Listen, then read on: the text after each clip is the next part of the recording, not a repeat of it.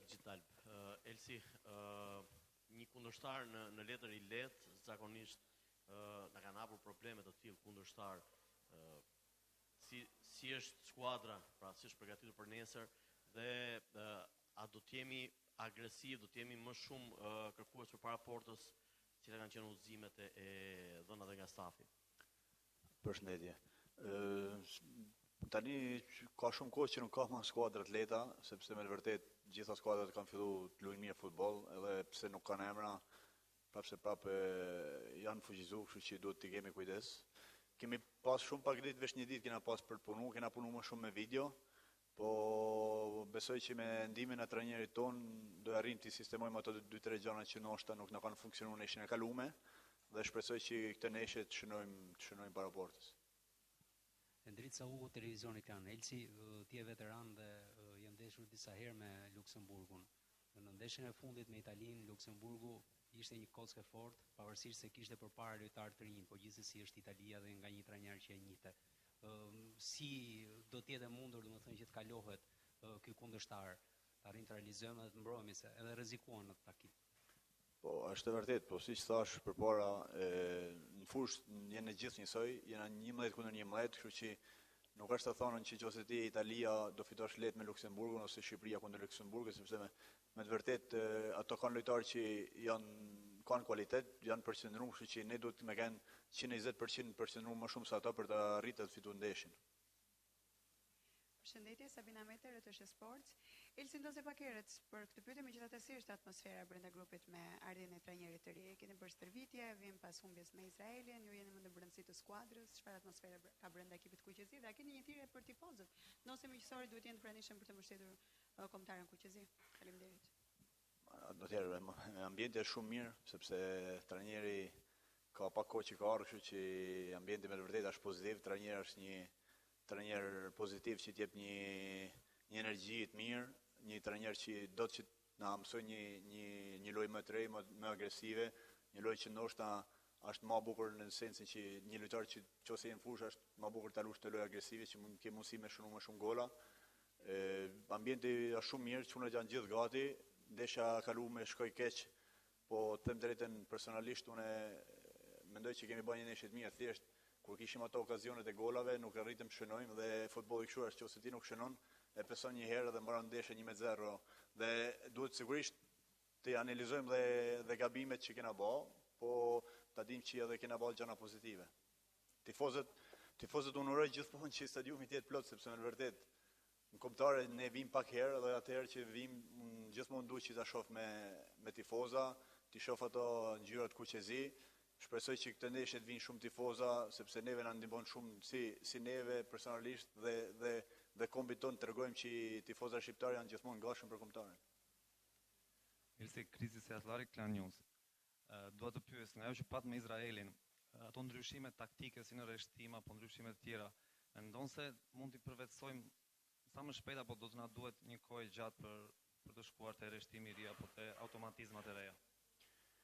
Jo, nuk duhet kohë gjatë, sepse ne jemi profesionista, jemi lojtar me eksperiencë, ka lojtarë dhe të rinj, po jemi profesionista pika parë, duhet ta dimë që duhet të ambientohemi me trajnerë të ri. Kombëtarja kështu është, kombëtarja nuk ka se ke shumë kohë që ti tulesh në fushë të përgatites një ndeshje, kesh një vit siç ke me skuadrat.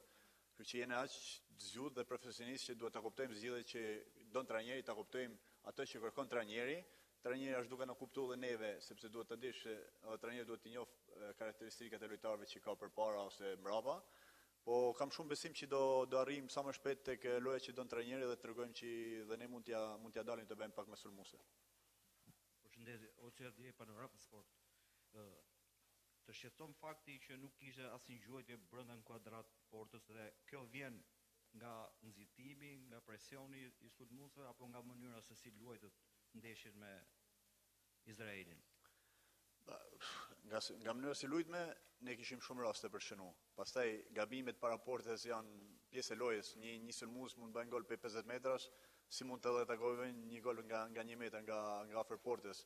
Po ne, si thash, duhet jena pozitiv, sepse mendimin e këtij trajnerit besoj që do kemi shumë raste për shënu.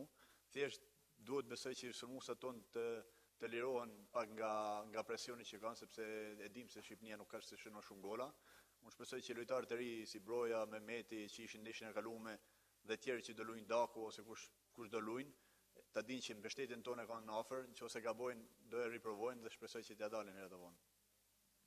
Mantho Prokopi, Syri Televizion, si lojtari me më shumë eksperiencë në kombëtare, si ju duket deri tani puna me trajnerin e ri dhe a shihni të mundur arritjen e objektiveve që janë fitimi i Ligës së Kombeve dhe kualifikimin europian me trajnerin e ri dhe loja që ai kërkon për jush, pra kërkon një presion lart, por me Izraelin u vure që patëm hapësira nga pas. Sa mund ta realizojë skuadra planin e trajnerit? Po tash ko nuk ka se kena edhe shumë kohë, po as pak kohë. Duhet thjesht ta ekuilibrojmë këtë pjesën e orës trajnerit ri me ikjen e trajnerit vjetër, sepse normal kena kalu nga një modul që kena pas bërë me tjetër një modul të ri, që duhet ta kuptojmë sa më shpejt, është një modul që mund të sulmojmë më shumë, kemi më kënaqësi ndoshta të lush lojën, sepse ke për pas më shumë raste për shënu. Unë besoj tek kjo zgjedhje e trajnerit, besoj tek forca e ekipit, unë shpresoj dhe ndroj që të kualifikohen edhe një herë tjetër tek Europiani tjetër, si dhe të fitojmë National League, po deri në atë kohë kemi kohë që ta përgatisim vetëm. Kemi edhe ndeshjen nesër kundër Luksemburgut, që besoj që koha do flasë vetë. Elsi, edhe një pyetje tjetër. Si është për ekipin, sa e ndjeni dhe ndryshimin e trajnerit jo vetëm në mënyrën e lojës, pra mënyrën e stilit lojës, por dhe fakti që kalojmë nga një trajner që diktonte pothuajse çdo pasim ishte prezent me fjalët e tij në fushë, tek një trajner që është më i qetë dhe ndërhyn shumë rradh në komunikim me lojtarët.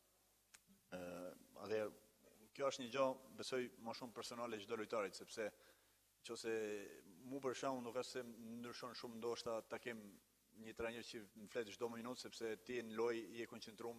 Normal pastaj është ndam, pjesa e parë mbaron, dik në lloj veshjes, aty besoj që është momenti që ti duhet flitesh me lojtarët dhe të sistemosh gabimet. Pastaj është dhe ndjenja si ta ken trajnerin, nëse trajneri do flasi, nëse s'do flasi, ne jena lojtarët, jena në fushë, ne e kena topin në kamp, kështu që duhet jemi ne ato që duhet të analizojmë neshin nga brenda. Tjetër rekord 100 ndeshje, nëse luani do jeni zotëria 100 i kombëtarët.